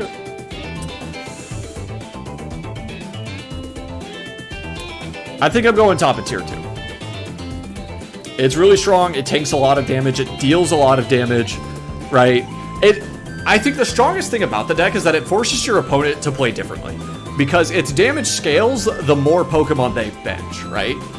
So you're either A, as the opponent, if you're sitting across from Big Pig, you're either A, going, okay, I'm going to fill out my bench. That way I have all the Pokemon I need, so I can have like my consistency, I can have backup attackers, this, that, the other, and I'm just going to accept the fact that this thing is going to be dealing a lot of damage to me. Or you limit your bench and say, okay, well, I'm not going to get all the Pokemon I want set up, right? Like I might sacrifice a backup attacker or a Radiant Pokemon or some support draw Pokemon or whatever, right? Like I might sacrifice this just so that's not dealing a lot of damage. And then they attach more energy to it and use the second attack and deal a lot of damage to you anyway. It forces the opponent to play differently, and like the opponent doesn't like really win, right? You're either taking a lot of damage for 1 energy or a lot of damage for 3 energy and a compromised board. Like pick your poison, right? Some decks are going to be able to handle that, some won't. So I think that's the strongest thing about Big Pig in my opinion. You can't just net it anymore, right? That's assuming they're sacrificing a bench space for Hawlucha. You can't just net it anymore. I agree. I think personally, I think that like maybe only like this variant of Lost Box plays Hawlucha, right? Like it makes sense for this one to play it. I don't think. Like I think if you're playing the other builds, you just like don't commit to that for that very reason. But it is a play that they can do. It is a play, like it is an inclusion that sees a lot of play. That's basically what I'm trying to get at here. But yes, you are right. But yeah, I think Big Pig is really strong, personally. Hisuian Zoroark. Hisuian Zoroark. So this is another one of those V-Star killer decks. You get the Gamejaw Bog, you have the Gengars. With a full board of damaged Pokemon and a double Turbo Energy, you deal 280 damage, which is really good. There is quite a bit of V-Guard in the format, though. So, like, that's not as great. The Melanie build also is just kind of meh, I feel like. It's a lot better at dealing with the one-prizers, for sure. And you get murked by Picnic Basket, which is very funny. Nobody's playing that card, so that doesn't matter, but I don't know. I think it's very strong. It's definitely very fast. It does lose Crobat, which feels kind of bad, honestly.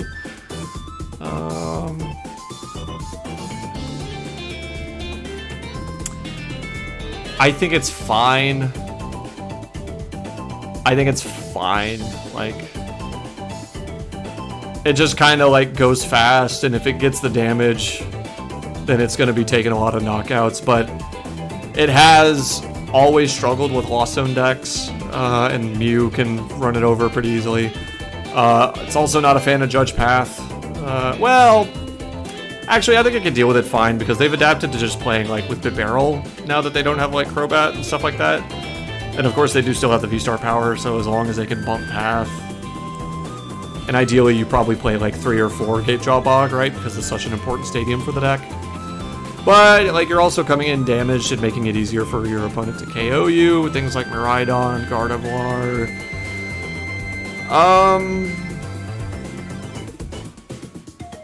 It's either bottom of 2.5 or top of 3. Like, I'm just not hot on the...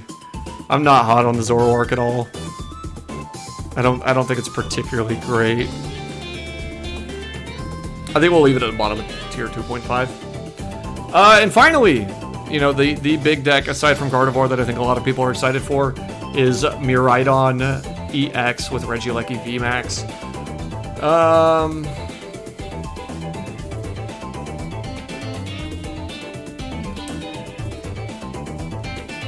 I'm gonna go tier 2 on this one.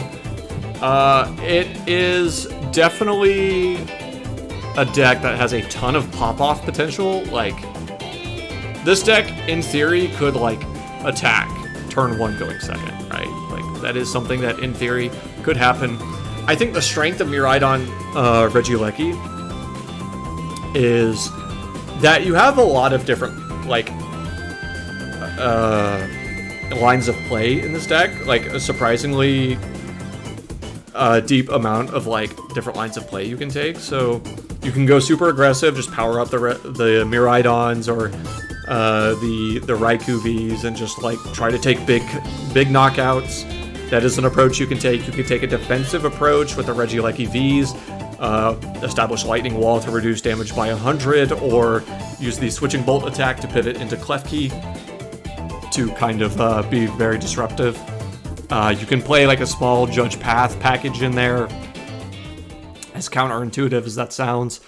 Or you can just like go big swing. I said that already, but like you have the Regieleki VMAX is boosting your damage, so you can go big swing and just kind of have like this tempo game plan.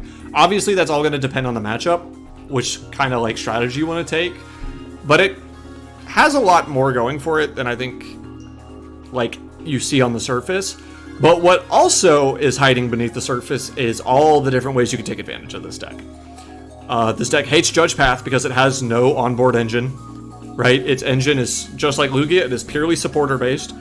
So it has no onboard engine, so it doesn't like Judge Path. Doesn't like Judge Path. Does not like... doesn't like one prizers. It doesn't really do super great into one prize matchups. Because while you can do like Switching Bolt double Klefki plays against like Lost Zone Box, that will work for a while. But like that, you know, you're having to set up 2 non-lightning type Pokemon. Miraidon's tandem unit can only get lightning type Pokemon, so like, you know, if you start with a Miraidon and you tandem unit for a Regieleki, maybe another Miraidon, maybe, or a Raikou or something, right? And then you have to, okay, well, now I need to find a Klefki. I need to find another Klefki. Probably need to find my Radiant Greninja too, so I have at least some kind of consistency. You know what I mean? And then there's also the Electricity Generator. Well, an extremely powerful card. If you whiff, like that, like, you're losing a large chunk of momentum there. Because this is one of those decks that, like, if you take that aggressive approach with the Electricity Generators early in the game, this is one of those decks that, like, comes out swinging, hits really hard, but then, like, fizzles in, like, the mid-game. Because you're out of Electricity Generators, and you're going to struggle to start chaining attackers at that point. So it's one of those decks where it's like, it can come out the gate swinging, and it can win games that way, but it'll fizzle. And while doing Switching Bolt into Klefki is also really good, that's not going to work forever. You know, they're going to find a way around it, and if you don't find double Klefki, like, it's useless. It's as good as useless, so... There are a lot of chinks in Miraidon's armor, a lot of cracks, a lot of faults, but it does have a lot of strengths as well. I think it's about as middle of the road as it gets, honestly, for the meta, in my opinion. I think it's solid, but I think there's a lot of ways to take advantage of it that these upper echelon tier decks do. So yeah, that's about it for that. So that is the tier list. We are going to make some adjustments here. Let's take a look and see if we want to make some adjustments. I feel like I'm overrating Lugia Urshifu here a little bit with the single strike. I don't know. It feels weird to have this above Zoroark. So this is probably like a tier 3 deck.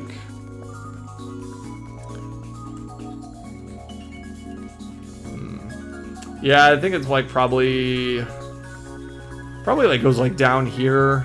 Could maybe make an argument for it being better than Rapid Strike. I think I like that, to be perfectly honest with you. Don't really care about ordering the probably not good tier. This is mostly ordered. I'm also kind of struggling between like Big Pig and Arctina. Like, I feel like Arctina's probably proven itself at this point to be tier 1.5. I think, actually, you know what? I think now that I look at all this right here, I think I like this. I think I like this tier list. Chat room, final thoughts before I lock this up? What do you think? Let me hear some thoughts from the chat. I'm gonna zoom out a little bit so we can see the whole thing.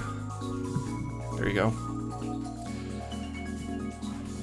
Give chat room a time to respond. I've been talking a lot. I need to drink something. You know.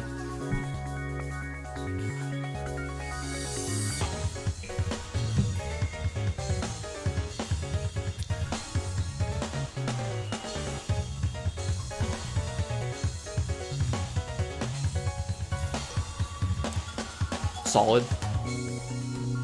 I think Kyogre isn't worth the effort it takes to set up. Like for Lost Zone box? Or just like in general? If your opponent recovers mana feat, you lose. That is true. That is true. That is true. I still think I like want to leave it like tier 1 though, because of like the Sky Seal Stone package that's involved with this is just like really strong. Because, like, it's the only deck that can play Drapion, Zapdos, and Raikou, and make that, like, whole Sky Seal Stone package work. Which, obviously, like, those are, like, really good types to hit, right? Like, you know, you hit Mew for weakness, hit, well, I mean, Guardy doesn't give an extra prize, but you hit Guardy for weakness, I guess. Hit Lugia for weakness, you hit Arceus for weakness, you're right on, right? Like, that, I think that package is just too strong to not be tier 1, in my opinion. Just KO the active. Yeah, I see what you're saying. I see what you're saying for sure.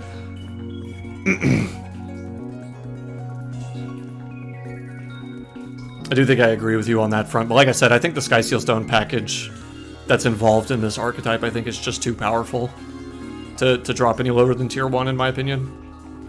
The Zam build is just so much better. Yeah. Yeah, I think I agree. Because, like, I think you're right, because, like, you're already, like, up trading so aggressively anyway that, like, sure, you could set up this combo, but it's a lot harder to do since we don't have Ordinary Rod in the format, and you could still run the Sky Seal Stone package in Zamazenta as well. So, like, yeah, I think, like, this is flashy, this is cool, and this is definitely going to, like, make your Mew matchup a lot easier, but, like, yeah, I do agree that I think the Zamazenta is a little bit better.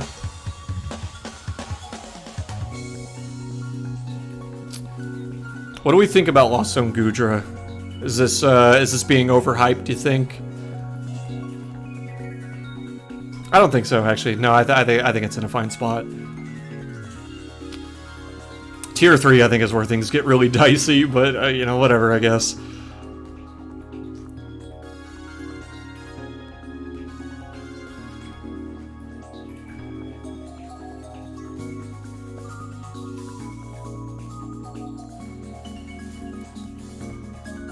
I feel like maybe we could put Magnezone above these two Palkias right here, maybe. I think Gengar should drop to, like, just bad.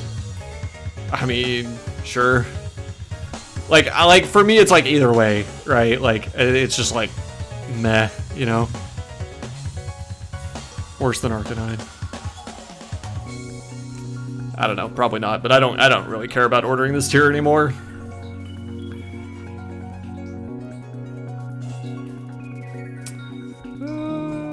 I think Magnezone is just like whatever, but okay, fine. Let's yeah, it probably still loses to Mew. Oh, dude, come on, for sure, dude. Okay, fine. Let's order the probably not good tier, and then we'll call it good. So I do still think that Koraidon Great Tusk is probably the best one in this tier, probably.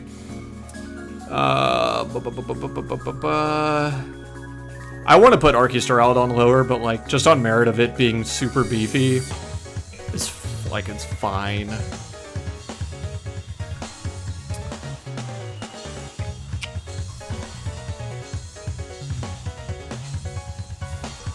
Gengar probably, like, can go, like, right here.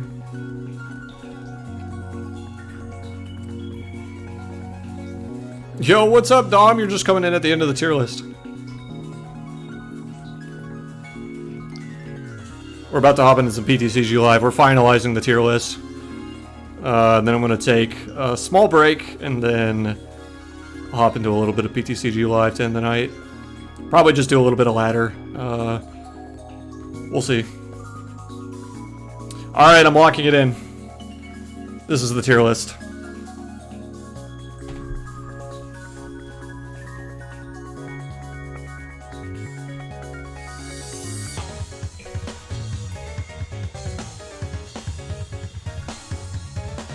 Sure, I will save it.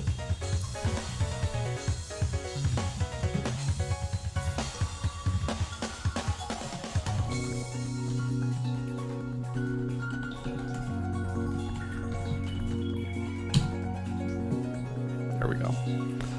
All right, we're doing it live. We're posting it on Twitter.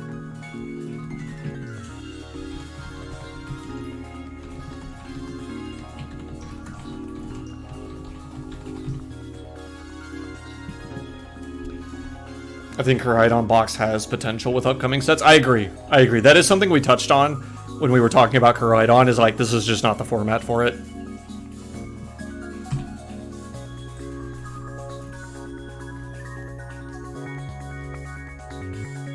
Boom. Alright. Good job, chat room. We did it.